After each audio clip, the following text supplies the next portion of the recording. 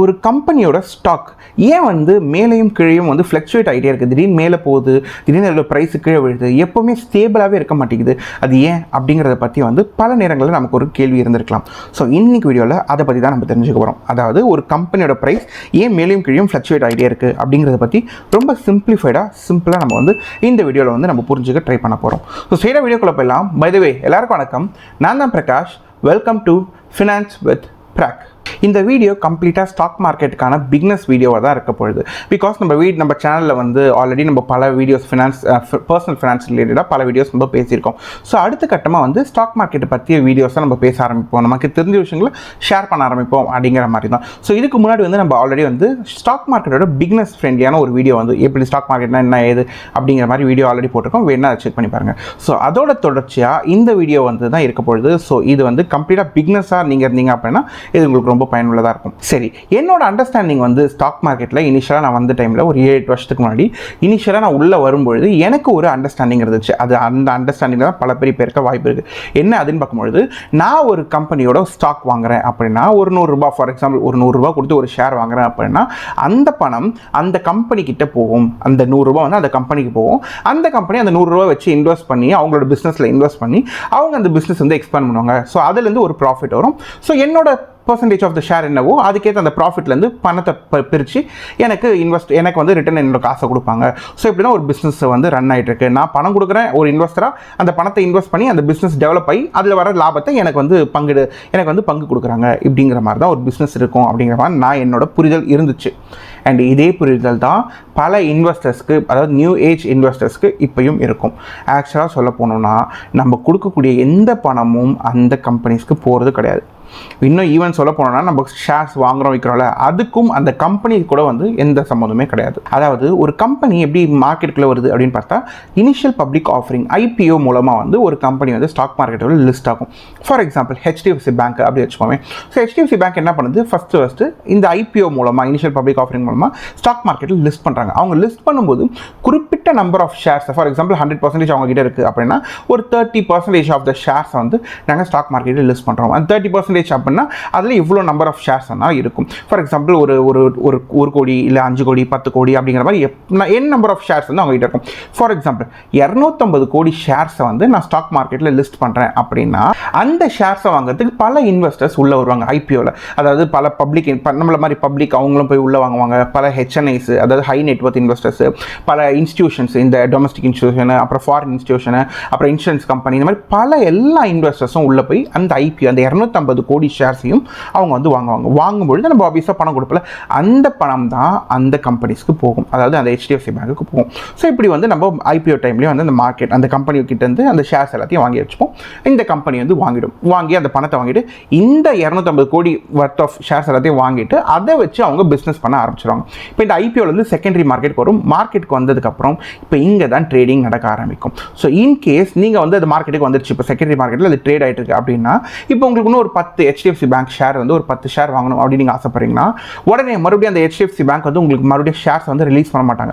இந்த ஒன்றும் ஒரு 10 ஷேர் கொடுக்குறேன் அப்போல்லாம் கொடுக்க மாட்டாங்க. அவங்க ஆல்ரெடி அந்த 250 கோடி ஷேர்ஸ் அவங்க ஆல்ரெடி லிஸ்ட் பண்ணிட்டு இப்போ அவங்க பிஸ்னஸை ஹேண்டில் பண்ணுறதுக்கு அவங்க கிளம்பிடுவாங்க. இப்போது ஆல்ரெடி ஒருத்தர் இந்த HDFC பேங்க்கில் ஆல்ரெடி ஒருத்தர் 10 ஷேர் வச்சிருப்பார்ல, அந்த மாதிரி ஆல்ரெடி வச்சிருக்க ஒருத்தர்கிட்ட இருந்தால் உங்களால் 10 ஷேர் வாங்க முடியும். இப்போது இந்த மாதிரி இந்த 250 கோடி ஷேருக்குள்ளேயே தான் எல்லாரும் நம்ம வாங்குறது விற்கிறதுங்கிற மாதிரி எல்லாமே கம்ப்ளீட்டாக இந்த எக்ஸ்சேஞ்சில் அந்த 250 கோடி ஷேர்ஸையும் அந்த 250 crores அந்த 250 கோடி ஷேரையும் அந்த எக்ஸ்சேஞ்சில் அவங்க போட்டு வச்சுட்டு இருப்பாங்க. நம்ம அந்த எக்ஸ்சேஞ்சில் வாங்குறது விற்கிறது இப்படிங்கிற மாதிரி எல்லாமே இப்படி தான் போகும். அந்த கம்பெனிக்கும் இங்கே நடக்கிற ட்ரேடிங்க்கும் எந்த சம்பந்தமும் இருக்காது. அந்த கம்பெனி அவங்க பிஸ்னஸை பார்க்க போயிடுவாங்க. அந்த பிஸ்னஸ் எப்படி நம்ம டெவலப் பண்ணால், அந்த பிஸ்னஸில் எப்படி நல்ல ப்ராஃபிட் பண்ணணும் அப்படிங்கிற மாதிரி அவங்க அதில் ஃபோக்கஸ் பண்ணுவாங்க. இதெல்லாம் வந்து நம்ம தான் பார்த்துக்கிட்டு இருப்போம். அண்ட் இப்போ இன்கேஸ் உங்களுக்கு வந்து ஒரு கம்பெனியோட அவுட்ஸ்டாண்டிங் ஷேர்ஸ் எவ்வளோ இருக்குது அப்படின்னு நீங்கள் தெரிஞ்சுக்கணும் அப்படின்னா ரொம்ப சிம்பிள், கூகுள்லேயே போயிட்டு நீங்கள் HDFC பேங்கோட அவுட்ஸ்டாண்டிங் ஷேர்ஸ் என்ன அப்படிங்கிற மாதிரியும் போடலாம்.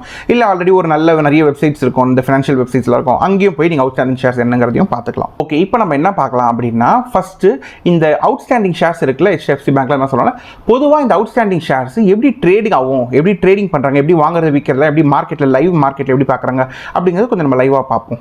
இப்போ வந்து இங்கே நீங்கள் ஜெரோதா கைட் அதோட இது பார்த்தீங்கன்னா இங்கே நமக்கு மல்டிபிள் வாட்ச் லிஸ்ட் இருக்கும். என்ன இந்த வாட்ச் லிஸ்ட்டில் வேணால் நீங்கள் என்ன கம்பெனி சொன்னாலும் நீங்கள் ஆட் பண்ணிக்கலாம். இப்போ நான் சும்மா இந்த 6வது வாட்ச் லிஸ்ட்டில் நான் இந்த மல்டிபிள் கம்பெனிஸ் ஆட் பண்ணி வச்சிருக்கேன். ஒரு 5-6 கம்பெனி ஆட் பண்ணியிருக்கேன்னு வச்சுக்கோங்களேன்.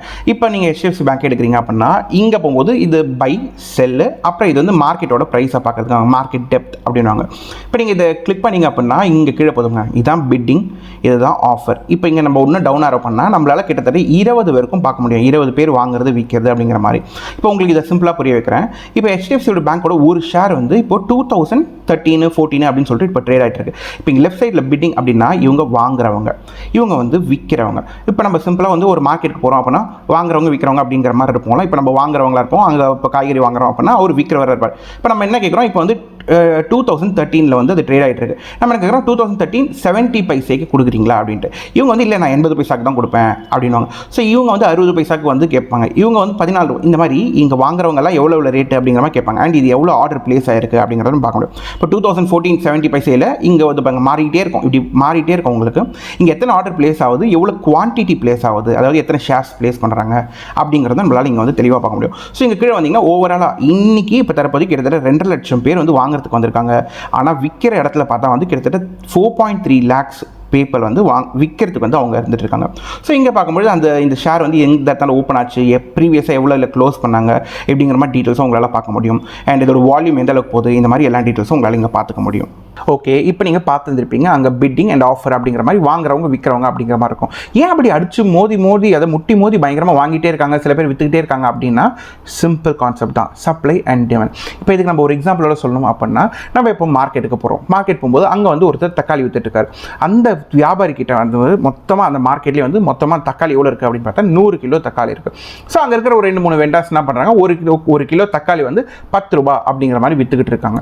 ஸோ அங்கே பார்த்தா வந்து 100 கிலோ வந்து கடன் காலி ஆகிட்டே வருது. கடன் பார்க்கும்போது ஆனால் அங்கே வந்து வாங்கக்கூடிய அந்த தக்காளி வாங்கக்கூடிய மக்கள் எவ்வளோ பேர் இருக்காங்கன்னு பார்த்தா கிட்டத்தட்ட ஒரு 150-200 பேர் வந்து வாங்குறாங்க. அவங்க வந்து வாங்கினா கூட அங்கே வந்து தக்காளி வந்து ரொம்ப கம்மியாக தான் இருக்குது. பட் இங்கே வாங்குறவங்க ரொம்ப அதிகமாக இருக்காங்க.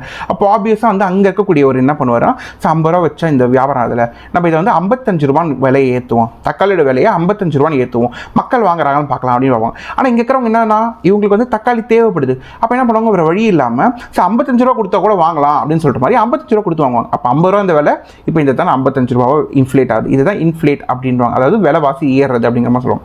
இப்போ 55 ரூபா ஆச்சு. ஸோ இப்படி போயிட்டே இருக்கு. இப்போ 100 கிலோ இருந்த தக்காளி வந்து அப்படியே 50ஆவது 40ஆவது 30ஆவது, இப்போ கடைசியாக இன்னும் ஒரு 20-25 கிலோ தான் இருக்குது. இப்போ அந்த 55 அப்படியே ஒரு 60 கிலோ மாற்றலாம். ஏன்னா இங்கே இருக்கிறதே கம்மி தான். ஆனால் மக்கள் இன்னும் ஒரு 50 பேருக்கு மேலே இருக்காங்க, அவங்க வந்து கண்டிப்பாக வாங்குவாங்க. சரி வந்து 60ஆக மாற்றுவோம் அப்படின்னு பார்த்தா மக்கள் என்ன பண்ணுறாங்க, மறுபடியும் உள்ளே போகிறாங்க. ஒரு வழியில் 50 ரூபாங்கிறது 60 ரூபா ஆனாலும் அவங்களுக்கு இப்போ தேவைப்படுது, உள்ளே போய் அவங்க வாங்குறாங்க மறுபடியும். இப்போ இது 50லேருந்து இப்போ 55 ஆச்சு, 60 ஆச்சு. இந்த மாதிரி தான் விலைவாசி வந்து 65, 70, 75ன்னு சொல்லிட்டு இப்படி விலைவாசி ஏறிட்டே இருக்கும். இதே தான் ஸ்டாக் மார்க்கெட்டிலும் நடக்குது.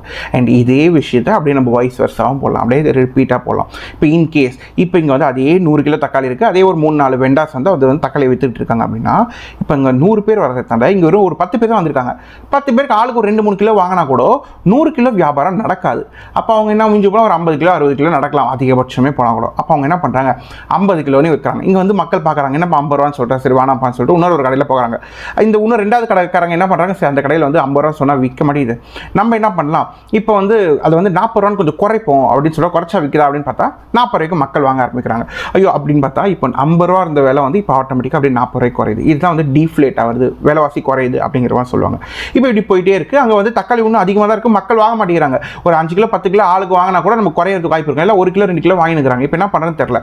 இப்போ என்ன பண்ணுறாங்க, மறுபடியும் வந்து பேரம் பேசுறாங்க மக்கள். வேற வழி இல்லாமல் 40 ரூபா அட்லீஸ்ட் ஒரு 35 குறைக்கலாம், 30 ரூபா குறைக்கலாம், நமக்கு அங்கே போனி பண்ணி ஆகணும். இல்லாட்டி அங்கே வந்து அந்த தக்காளிங்கெலாம் வந்து வேஸ்ட்டாக போயிடும்ல.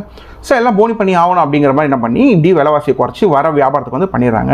அண்ட் இப்படி தான் வந்து அந்த 50 ரூபா இருந்தது வந்து உங்களுக்கு 40 ரூபா 35 ரூபா 30 ரூபாங்கிற மாதிரி குறைய ஆரம்பிக்குது. ஸோ இதை தான் என்ன சொல்கிறாங்கன்னா சப்ளை டிமாண்ட். இங்கே நமக்கு எவ்வளோ சப்ளை இருக்குது, இந்த தக்காளி எவ்வளோ சப்ளை இருக்குது அண்ட் இங்கே எவ்வளோ டிமாண்ட் இருக்குது, இதை பொறுத்து தான் விலை அப்படிங்கிறது வந்து நிர்ணயிக்கப்படுகிறது. இதே விஷயம் தான் ஸ்டாக் மார்க்கெட்லையும். இன்கேஸ் இப்போ HDFC பேங்கை பற்றி ஒரு ரொம்ப நல்ல விஷயம் வந்திருக்கு. குறிப்பிட்ட அந்த 250 கோடி ஷேர்ஸ் தான் இருக்குது, எல்லா மக்கள்கிட்டையும் இவ்வளோ தான் இருக்குது, இதுக்கு மேலே ஷேர்ஸ் எதுவும் கிடையாது. இப்போ இங்கே HDFC பேங்கை பற்றி ரொம்ப நல்ல நியூஸ் வந்திருக்கு. இல்லாட்டி அவங்க வந்து ஒரு பெரிய பேங்க் வந்து அக்வயர் பண்ண போகிறாங்க, இன்னும் அவங்களோட லாபம் பெருசாக போகுது, அவங்களுக்கு ஒரு விஷன் ஏதோ ஒரு பெருசாக அவங்களுக்கு ஒரு நல்ல பாயிண்ட் கிடச்சிருக்கு, ஏதோ ஒரு நல்ல நியூஸ் வருது அப்படின்னா உடனே மக்கள் என்ன பண்ணுவாங்க, ஐயோ பேங்க் வரப்போகுது, அது இன்னும் வந்து ஒரு 500 ரூபா 1000 ரூபா 2000 ரூபாங்கிற மாதிரி விலை ஏறதுக்கு வாய்ப்பு இருக்கும் அப்படின்னு சொல்லிட்டு மக்கள் வந்து அடிச்சு பிடிச்சி எப்படியாச்சும் இந்த ஷேர்ஸை வாங்க பார்ப்பாங்க. அப்போ அந்த ஆல்ரெடி ஆல்ரெடி ஷேர்ஸ் இருக்கவங்களாம் விற்கிறாங்கன்னு வச்சுக்கோங்களேன், ஒருவேளை அவங்களுக்கு நல்ல ப்ராஃபிட்டில் இருக்காங்க, அவங்க விற்கும்போது தான் பண்ணுவாங்க, சரின்னு சொல்லிட்டு அவங்களுக்கு வந்து கொஞ்சம் இன்னும் நல்ல ப்ராஃபிட் அதிகம் வச்சு விற்க ஆரம்பிப்பாங்க. இப்படி தான் அதோட விலைவாசி ஏறுது. இதே விஷயம் தான் வைஸ் வர்ஸா. இன்கேஸ் HDFC பேங்க் மேலே ஒரு நல்ல ப்ராஃபிட், ஏதோ ஒரு தப்பான நியூஸ் வருது, இல்லை அவங்களுக்கு லாபம் வந்து பயங்கரமாக உங்களோட ப்ராஃபிட் அடி வாங்கியிருக்கா அப்படின்னும்போது மக்கள் வந்து அதில் பெரிய இன்ட்ரெஸ்ட் காட்ட மாட்டாங்க. அப்போ ஆப்வியஸாக அதோட ரேட் வந்து குறையும்.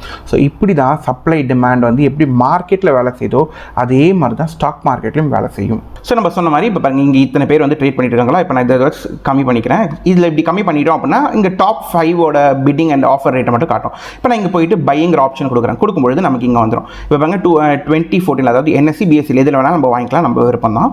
இப்போ 2014 அதான் 2014 ரூபாய் 20 பைசா 40 பைசா அப்படிங்கிற மாதிரி ட்ரேடிங் நடந்துகிட்டே இருக்கும். இங்கே ரொம்ப ஆக்டிவாக போகும். அண்ட் ஆக்டிவ் ட்ரேடிங் டைமிங் பார்த்தா 9:15 உங்களுக்கு 3:30 மணி வரைக்கும், மண்டே டு ஃப்ரைடே. ஹாலிடேஸ் வந்து அன்றைக்கி அந்த டே இருக்காதுன்னு வச்சுக்கோங்க. இப்போ நம்ம இங்கே எத்தனை ஷேர் வாங்க போகிறீங்க அப்படிங்கிற மாதிரி நம்ம வந்து பார்த்துக்க முடியும். இப்போ இங்கே பார்த்தா நான் வந்து சும்மா ஒரு 10 ஷேர் வாங்கணும் அப்படின்னு வச்சுக்கோங்களேன். நான் இங்கே வந்து இங்கே இப்படி கிளிக் பண்ணிவிட்டு 10 ஷேர் அப்படிங்கிற மாதிரி போட்டுக்கலாம். இல்லாட்டி இங்கே ஸ்ட்ரெயிட்டாக போய்ட்டு நான் இப்படி கூட இங்கே டைப் பண்ணிக்கலாம், ஒரு 50 ஷேர் அப்படிங்கிற மாதிரி போட்டு இப்போ நான் இங்கே ஒரு 10 ஷேர் போட்டால் இங்கே நமக்கு 2 விஷயம் வரும். ஒன்று இன்ட்ராடே, இன்னொன்று லாங் டேர்ம். லாங் டேர்மில் தான் நம்ம வாங்க போகிறோம். அதாவது இன்ட்ராடேனா இன்றைக்கே வாங்கி இன்றைக்கே விற்றுடணும் அப்படிங்கிற மாதிரி. நம்ம அப்படி கிடையாது, வாங்கி ஹோல்ட் பண்ண போகிறோம் அப்படின்னு வச்சுக்கோங்க. லாங் டேர்ம்ங்கிறத கிளிக் பண்ணிவிட்டு ப்ரைஸ் எந்த ப்ரைஸ்க்கு நீங்கள் கேட்க போகிறீங்க, இப்போ எவ்வளோ ப்ரைஸில் போயிட்டுருக்கு இதோ இங்கேயே நமக்கு தெரியுதுல லெஃப்ட் சைடில்.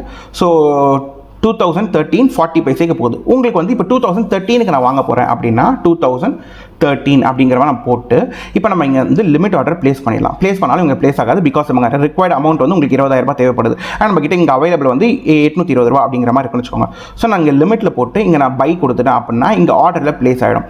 இப்போது 2013க்கு இங்கே ரேட்டு வந்தால் தான், அதாவது விற்கிறவங்க ஓகே அப்படின்னா தான் உங்களுக்கு இங்கே ஆர்டர் எக்ஸிக்யூட்டே ஆகும். இல்லைனா உங்களுக்கு வந்து ஆர்டர் வந்து எக்ஸிக்யூட் ஆகாது. ஸோ வெறும் ப்ளேஸ் பண்ணியிருப்பீங்க, கேட்டிருப்பீங்க, ஆனால் அவங்க வந்து ஒத்துருக்க மாட்டாங்க யாருமே. அதனால் உங்களுக்கு அப்படியே ஓப்பன்லேயே தான் இருக்கும் ஆர்டர். இப்போ இன்கேஸ் இல்லை எனக்கு வேணாம், இந்த ஷேர் நான் வாங்க போகிறேன், இந்த ₹1 ₹2 பார்க்கல, நான் டக்குன்னு வாங்கிட போகிறேன் அப்படின்னா நீங்கள் லிமிட்டுக்கு பதிலாக இந்த லிமிட் ஆர்டர்னு கொடுத்தா தான் உங்களுக்கு இங்கே ப்ரைஸ் வரும். இல்லை அப்படின்னா மார்க்கெட்டுன்னு கொடுத்துட்டீங்க அப்படின்னா இப்போ மார்க்கெட்டில் எவ்வளோ ட்ரேட் ஆகிட்டு இருக்குது அப்படின்னா அந்த எவ்வளோ ட்ரேட் ஆகுதோ உடனே அது இமீடியட்டாக எக்ஸிக்யூட் ஆகிடும். இப்போ ஃபார் எக்ஸாம்பிள் இப்போ இந்த லாஸ்ட்டில் மார்க்கெட்டில் பாருங்கள், இங்கே வந்து இப்போது 2013 40 பைசாவில் ட்ரேட் ஆகிட்டு இருக்கு. ஸோ இப்போ மார்க்கெட் போட உடனே 40 பைசா 30 பைசா எதில் வந்திருக்கோ டக்குன்னு அந்த நேரத்தில் எக்ஸிக்யூட் ஆகிடும். ஸோ இதில் நீங்கள் மார்க்கெட் ஆர்டர், லிமிட் ஆர்டர் எதில் வேணாலும் நீங்கள் போட்டுக்கலாம். உங்களுக்கு குறிப்பிட்ட அமௌண்ட்டுக்கு தேவை, இந்த அமௌண்ட்டில் தான், இந்த வேல்யூவில் தான் நான் வாங்க போகிறேன் அப்படின்னா நீங்கள் லிமிட் ஆர்டர் யூஸ் பண்ணிக்கலாம். ஸோ இப்போ உங்களுக்கு வந்து ஒரு புரிதல் கிடச்சிருக்கும். அதாவது என்னென்னா, ஒரு ஷார்ட் டேர்மில் ஒரு நல்ல செய்திகள் இருந்தது, ஒரு ஷார்ட் டேர்மில் கெட்ட செய்திகள் இருந்தது அப்படின்னா அந்த செய்திகளை பேஸ் பண்ணி, அந்த நியூஸ் பேஸ்டாக வந்து அந்த ஸ்டாக் வந்து மேலே ஏறுறது கீழே இறங்குறது அப்படிங்கிற மாதிரி சப்ளை டிமாண்ட் பேஸ் பண்ணி அது வந்து ஒர்க் அவுட் ஆகும். But on a long run, ஒரு 3 வருஷம் 5 வருஷம் 10 வருஷம் அப்படிங்கிற மாதிரிலாம் ஒரு டைம் ஃப்ரேமில் வச்சு நீங்கள் பார்க்குறீங்க அப்படின்னா ஒரு ஸ்டாக் அதோட ஏர்னிங்ஸ் இல்லாட்டி அதோட ஃபண்டமெண்டல்ஸ் இந்த மாதிரி விஷயங்களை வச்சு மட்டும்தான் ஒரு ஸ்டாக் மேலே ஏறதும் கீழே இறங்குறதும். பேசிக் ஃபண்டமெண்டல் அப்படின்னா அந்த கம்பெனி எந்த அளவுக்கு வருமானம் சம்பாதிக்குது, எப்படி ரெவென்யூ பண்ணுது, அந்த கம்பெனியோட அந்த ப்ரொமோட்டர்ஸ் எப்படி இருக்காங்க, அவங்களோட ஓனர்ஷிப்ஸ் எப்படி இருக்காங்க, அவங்களோட விஷன் எப்படி இருக்குது, ஃபியூச்சர் பிளான்ஸ் எப்படி இருக்குது, இந்த மாதிரி பல விஷயங்களை பேசிக்காக வச்சு தான் ஒரு கம்பெனியோட விலை ஏறுறது இறங்குறது அப்படிங்கிற மாதிரி விஷயங்கள்லாம். ஸோ இதை பற்றி தான் நம்மளோட இந்த ஸ்டாக் மார்க்கெட் சீரிஸில் கம்ப்ளீட்டாக நம்ம வந்து ஃபண்டமெண்டலி இன் அண்ட் அவுட் ரொம்ப டீட்டெயில்டாக வந்து நம்ம கற்றுக்க போகிறோம். ஸோ இந்த வீடியோ உங்களுக்கு ரொம்ப பயனுள்ளதாக இருக்கும் அப்படின்னு நான் நம்புகிறேன். அப்படி இருந்துச்சு அப்படின்னா உங்களுக்கு வந்து இந்த வீடியோக்கு லைக் பண்ணிட்டு சப்ஸ்கிரைப் பண்ணிட்டு பக்கத்தில் பெல் ஐக்கானும் கிளிக் பண்ணுங்க. அண்ட் இந்த வீடியோ உங்கள் ஃப்ரெண்ட்ஸ் அண்ட் ஃபேமிலிக்கும் ஷேர் பண்ணுங்கள். ஸோ தட் அவங்களுக்கும் ரொம்ப பயனுள்ளதாக இந்த வீடியோ வந்து கற்றுக்கிறதுக்கு வந்து அவங்களுக்கும் ரொம்ப சிம்பிளிஃபைடாக புரியறதுக்கும் வாய்ப்புகள் இருக்கும் அப்படின்னு நான் நம்புகிறேன். ஸோ ஸ்ட்ரெயிட்டாக மறுபடியும் அடுத்த நல்ல ஒரு வீடியோவில் உங்களை மீட் பண்ணுறேன். அண்ட் இந்த வீடியோ கடைசி இருக்கும். இவ்வளோ நேரம் பொறுமையாக பார்த்த எல்லாருக்குமே ரொம்ப நன்றி.